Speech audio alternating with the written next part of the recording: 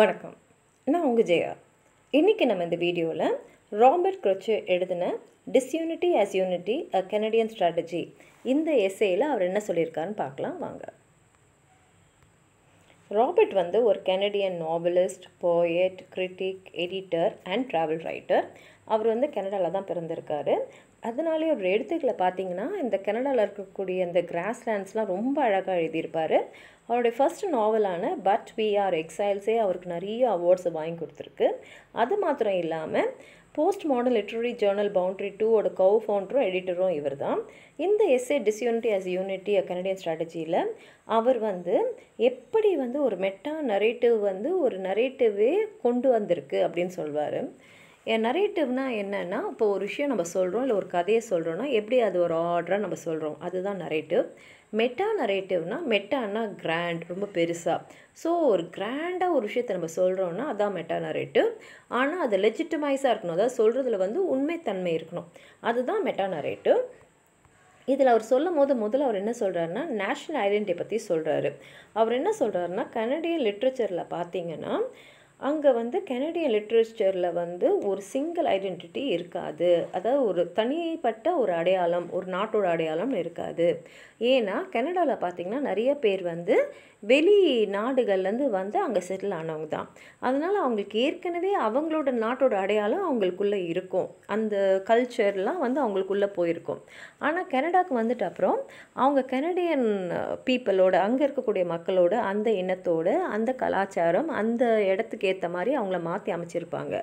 அதனால் அவங்களுக்குள்ள உள்ள வந்து ஒரு தனிப்பட்ட அடையாளம்னு இருக்காது, ரெண்டு நாட்டோடைய அடையாளமும் சேர்ந்த மாதிரி தான் அவங்களுக்குள்ளே இருக்கும்.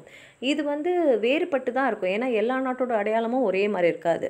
ஒரு கண்ட்ரிக்கும் ஒரு விதமான ஐடென்டிட்டி இருக்கும். அந்த ஐடென்டிட்டி வந்து கண்டிப்பாக வந்து அவங்க இங்கே வந்துட்ட அப்புறம் இதுலேருந்து மாறுபட்டு தான் இருக்கும். அவங்க அந்த நாட்டுக்கு ஏற்ற மாதிரி தன்னை மாற்றி அமைச்சிட்டு தான் இங்கே இருக்காங்க. அதனால் ஒவ்வொரு எழுத்தாளர்களுடைய எழுத்துலையும் பார்த்திங்கன்னா கனடியன் அந்த நாட்டோட அடையாளமும் அவங்களுக்குள்ளே இருக்கும், அவங்க எந்த நாட்டிலேருந்து வந்தாங்களோ அந்த அடையாளமும் இருக்கும். இது ரெண்டுத்தையும் சேர்த்து தான் அவங்களோட எழுத்துக்களில் அவங்க படைப்புகளில் அவங்க வெளிப்படுத்துவாங்க. அதனால் அவர் என்ன சொல்கிறாருன்னா கனடியன் லிட்ரேச்சரில் பார்த்திங்கன்னா ஒரு டபுள்னஸ் இருக்கும், ப்ளூரலாக இருப்பாங்க, டிஃப்ரென்ஷியலாக இருப்பாங்க. ஒரு எழுத்தாளருடைய எழுத்துக்களையும் ஒரு வேறுபாடு கண்டிப்பாக இருக்கும். அந்த அடையாளங்கள் வந்து ஜெண்டராக இருக்கலாம், அதாவது ஆண் பால் பெண் பால், அந்த ஆண்களுக்கு ஏற்ற மாதிரி இருக்கலாம், இல்லை அவங்களோட ரேஸு, எத்தனைசிட்டினா இனம், அவங்க எந்த இனத்தை சேர்ந்தாங்களோ அது மாதிரிலாம் இருக்கலாம். ஆனால் அதெல்லாம் சேர்த்து வச்சு ஒரு தேசத்தை அவங்க முன் நிறுத்துகிற மாதிரி தான் அவங்களோட எழுத்துக்களில் அவங்க வந்து படைப்பாங்க. அதை வந்து நம்ம அவரோட இன்னொரு எஸ்ஸேயான no name is my name, இது வந்து அவருடைய லவ்லி ட்ரெஷரி ஆஃப் வேர்ட்ஸில் வந்து அவர் எழுதியிருக்காரு. அவர் என்ன சொல்கிறாருன்னா கனடியன் லிட்ரேச்சர் வந்து ரொம்ப காலமாகவே இந்த ஐடென்டிட்டின்றதை வந்து என்ன, நம்ம எப்படி மாறுபட்டு எல்லாம் வந்து ஒரே நாட்டை சேர்ந்தவங்களாம் நம்ம எப்படி எழுதுறதுன்றதை நம்ம முயற்சி பண்ணிக்கிட்டு தான் இருக்காங்க எல்லா எழுத்தாளர்களும். ஆனாலும் வந்து அந்த தனித்தன்மை வந்து இன்னும் வரல. அதுக்கு வந்து எடுத்துக்காட்டாக அவர் வந்து தாமஸ் ஹாலிபர்ட்டனோட சாம்ஸ்லிக் ஸ்டோரிஸு, சின்க்ளர் ரோசஸோட as for me and my house, அப்புறம் ஏஎம் கிளென்னோட த செகண்ட் ஸ்க்ராலு, ஹியூபர்ட் ஆக்வென்ஸோட ப்ரோச்சான் எபிசோட், அப்புறம் மார்கரெட் ஆட்வுட்டோட சர்ஃபேசிங், இதெல்லாம் வந்து அவர் என்ன சொல்ல வராரோ அதை வந்து அதுக்கு எக்ஸாம்பிளாக அவர் எடுத்து சொல்கிறாரு. அதே மாதிரி அவர் என்ன சொல்கிறாருன்னா அமெரிக்கன் லிட்ரரி ட்ரெடிஷன் வந்து ஒரு கான்ஃபிடென்ட்டாக இருக்குது, ஒரு தனித்தன்மையோடு இருக்குது. இப்போ கால் மீ இஸ்மாயிலில் பார்த்திங்கன்னா அதுக்கு வந்து நல்ல எக்ஸாம்பிளாக சொல்லலாம். ஆனால் இந்த நேம்லெஸ்னஸ், அதாவது பேரில்லாத கேரக்டர்ஸ்ன்னு சொல்கிறாங்களே, ரால்ஃப் எல்சனோட த இன்விசிபிள் மேனில் வர மாதிரி, இது வந்து இந்த சோஷியல் ஃபோர்ஸஸால் இந்த லிட்ரேச்சரில் இம்போஸ் ஆகிருக்குன்றாரு. அதை தான் அவர் சொல்கிறார். கனடியன் ட்ரெடிஷனில் பார்த்திங்கன்னா அது ஒரு ஸ்ட்ராட்டஜி மாதிரியே அவங்க கொண்டு வராங்க, தனக்குள்ளேயே அவங்க ஒரு பேரில்லாத தன்மையை வச்சுக்கிட்டு ஒரு அடையாளத்தை க்ரியேட் பண்ண பார்க்குறாங்க.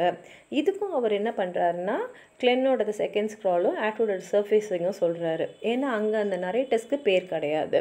அப்போ அவங்க என்ன சொல்கிறாங்கன்னா இந்த ப்ராப்ளம் வந்து பேர் சொல்கிறதுலையும், அது மாத்திரம் இல்லாமல் இந்த சைன் அண்ட் ரெஃபரண்ட்டோடைய இந்த ப்ராப்ளமேட்டிக் ரிலேஷன் தான் காரணன்றாங்க. அப்போ இந்த நேம்லெஸ்னஸ்னால் என்ன, அதனால என்ன ப்ராப்ளம்னு பார்த்தீங்கன்னா இதுக்கான காரணங்களை முதல்ல பார்க்கணும். ஏன் வந்து ஒரு கனடியன் லிட்ரேச்சரில் வந்து இந்த பேரில்லாத தன்மை வந்து நிலச்சி இருக்குது அப்படின்னு பார்க்கும்போது, ஆரம்ப காலத்தில் என்ன ஆயிருக்கும்னா, இந்த நெகட்டிவ் கண்டிஷன் ஒன்று எல்லா ரைட்டர்ஸ்க்கும் இருந்திருக்கும். ஏன்னா அவங்க வேறு தேசத்துலேருந்து வந்திருக்காங்க. அதனால் அவங்க வந்து ஒரு அங்கீகரிக்கப்படாத ஒரு நிலைமையில் இருக்கலாம். ஆனால் அங்கீகாரம் வேணும்னு ஆசைப்பட்டு தான் அவங்க கனடியன் லிட்ரேச்சரில் தன்னை ஒரு பகுதியாக இணைச்சிருக்காங்க. அப்போ என்ன ஆகும்னா, போக போக போக இதுவே ஒரு பாசிட்டிவாக அவங்களுக்குள்ள ஒரு அச்சீவ்டு ஐடென்டிட்டினா அடையாளமாக இருக்கும் அப்படின்றது இவருடைய எண்ணம். முதல்ல பார்த்திங்கன்னா, இந்த கனடியன் ரைட்டர்ஸ்லாம் வந்து ஒன்று இங்கிலீஷில் இல்லைனா ஃப்ரெஞ்சில் எழுதுவாங்க. ஆனால் இந்த மொழியெலாம் எங்கேருந்து வந்தது? வேறு ஒரு தேசத்துலேருந்து வந்த மொழி. இந்த மொழியில் தான் அவங்க எழுதின்னு இருக்காங்க. ரெண்டாவது அவர் என்ன சொல்கிறாருன்னா, இந்த நேம்லெஸ்னஸ்ஸே வந்து கனடாவோட சென்ஸ் ஆஃப் பவர்லெஸ்னஸை தான் காட்டுது அப்படின்னு சொல்கிறாரு. இதுக்கு அவர் வந்து அமெரிக்காவோடைய பவர்ஃபுல்லான கான்ஃபிடென்ஸை எடுத்து சொல்கிறாரு. ஏன்னா அந்த அமெரிக்கன் லிட்ரேச்சரில் வந்து ஒரு செல்ஃப், ஒரு ஃப்ரீடம், ஒரு ஹெரோயிசம், ஒரு சொசைட்டி, நேச்சர், ஹாப்பினஸ் எல்லாமே தெரியுது அவங்க எழுத்துக்களில். ஆனால் அது இன்னும் கனடியன் லிட்ரேச்சரில் வரலன்றாரு. அதனால் அவர் எப்படி சொல்கிறாருன்னா, இந்த நேம்லெஸ்னே, இந்த பேர்லாத்தன்மையே இந்த கனடியன் ரைட்டர்ஸ் வந்து ஒரு பாசிட்டிவாக பார்க்கணும். ஏன்னா எதுவுமே இல்லாத இடத்துல நிறைய ஃப்ரீடம் இருக்கும். அதே சமயத்தில் அங்கே நிறைய ப்ளூரிட்டி, பன்முகத்தன்மையும் இருக்கும். அதுக்கான வாய்ப்புகள் இங்கே இருக்குது. மற்றவங்களுக்கு இல்லாத ஒரு தனித்தன்மை அப்போ இங்கே வரும் அப்படின்னு சொல்கிறாரு. அதே மாதிரி அவர் என்ன சொல்கிறாருன்னா, இப்போ நம்ம இந்த பேர்லாத்தன்மையை ஒரு வில்லன் மாதிரி பார்க்குறோம். ஆனால் பிற்காலத்தில் இதுவே வந்து ஹீரோவாக கூட ஆகலாம். இதுவே வந்து கனடியன் லிட்ரேச்சரை வந்து கன்னடாவே வந்து ஒரு போஸ்ட் மாடர்ன் கண்ட்ரிக்கு எடுத்துன்னு போகிற ஒரு தன்மையோடு இருக்கலாம் அப்படின்றாரு. அதனால் அவர் என்ன சொல்கிறாருன்னா, இந்த எஸ்ஸேயில் இதே தன்மையை ஒரு யூனிட்டியாக நீங்கள் வச்சிங்க, உங்களுக்குள்ள ஒரு ஒற்றுமையாக அதை காட்டும் போது என்ன ஆகுன்னா, Canada is a post modern கண்ட்ரின்ற அளவுக்கு போயிடும் அப்படின்றாரு.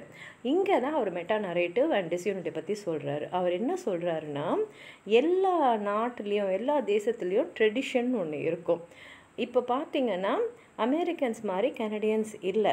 ஏன்னா அவங்க எந்த நாட்டிலேருந்து வந்தாங்களோ அந்த நாட்டோட கதையை வந்து இந்த நாட்டோட கதை மாதிரி அவங்க சொல்ல முடியாது, சொல்லவும் மாட்டாங்க.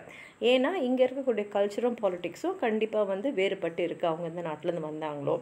அப்போ என்ன அவர் சொல்கிறாருன்னா, இதை வந்து டிஸ்யூனிட்டியாக நினைக்காதீங்க, இதுவே கன்னடாவோட யூனிட்டியாக நினைங்க.